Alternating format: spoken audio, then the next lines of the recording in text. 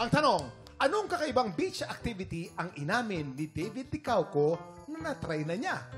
A. Mag-skinny dipping sa beach. B. Pumunta sa isang secret nudist beach.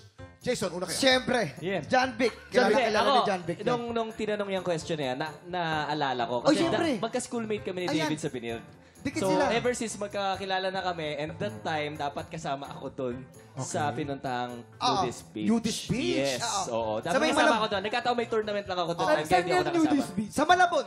Sa Malabon? Hindi. Malabon. May nudist beach sa Gusto ko Malabon? masabihin, pero bawal i-promote. Tabi ng palengke. Kaya nga secret siya.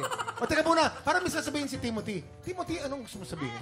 Parang pareho po yung mga questions. Pero sa akin po talaga, yung Malabon po. Oh, yun. Yun na. Oh, Kuya, kayo dun wag sa mo nang ano? anuhin.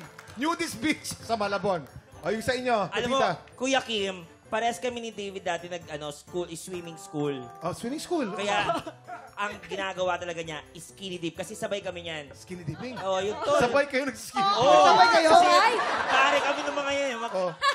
Tol, skinny dipping tayo. Walang mali siya. Wala, lalaki kami parehas. Tsaka dahil pa naman pag mga ganyan wala silang pakialamanan di ba? So, hindi mo pinakialaman si David that time. Oo, Walang skinny mali dipping siya. yan, TJ. Bilang talaga.